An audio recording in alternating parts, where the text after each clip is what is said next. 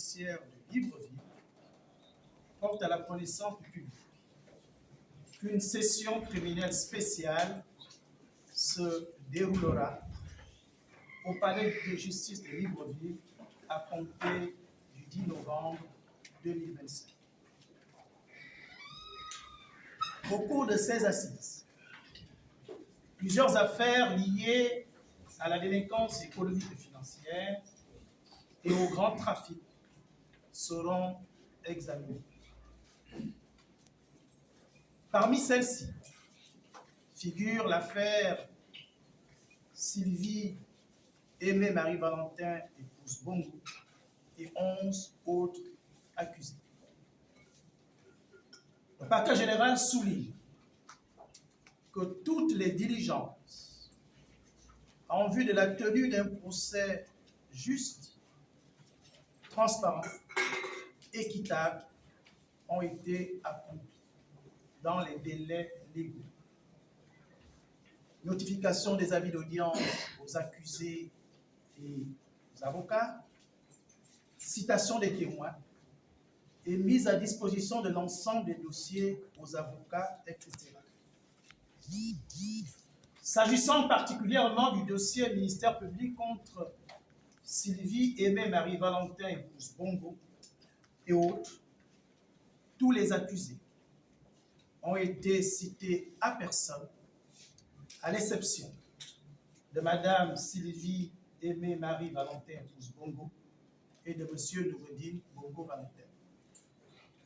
Quant à ces derniers, ils ont été cités à domicile, et ce, conformément aux dispositions de l'article 422, alinéa 2 du Code de procédure pénale qui dispose, je cite, « Si la personne à citer est absente à son domicile, copie de l'exploit est remise contre émargement à un parent, allié, employé ou à une personne résidant à son domicile ou encore à un voisin », fin de citation. Selon les pièces du dossier, le seul domicile mentionné est celui de la villa Nam, sise à la Sablière dans la commune d'Akanda, où d'ailleurs ils avaient élu domicile après leur élargissement provisoire. Le procureur général rappelle qu'au terme de l'article 112 du Code civil, le domicile de toute personne physique est au lieu où elle a en fait sa résidence principale. Dans ce cas, les délais de distance ou de route prévus à l'article 419 alinéa 4 ne sauraient être appliqués. Le parquet général tient à préciser qu'une seule avocate inscrite au barreau du Gabon est régulièrement constituée pour la défense des intérêts de Sylvie Aimée Marie-Valentin épouse Bongo et de M. Noureddine Valentin Bongo. Ainsi, à la diligence du parquet général, un agent d'exécution s'est présenté au cabinet de cet avocat les 12, 19 et 23 septembre 2025 afin de lui notifier un avis à conseil. Contre toute attente, la secrétaire a refusé de recevoir le dit document et ce refus a été constaté par voie d'huissier.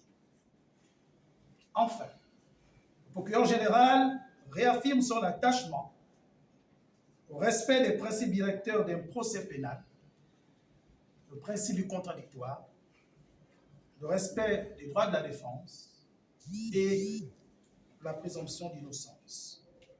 Je vous remercie. Autre question? On va prendre une deuxième question. Parler en français facile. Je n'ai jamais dit que personne n'a reçu la citation. J'ai dit, dans ce dossier, il y a 12 accusés.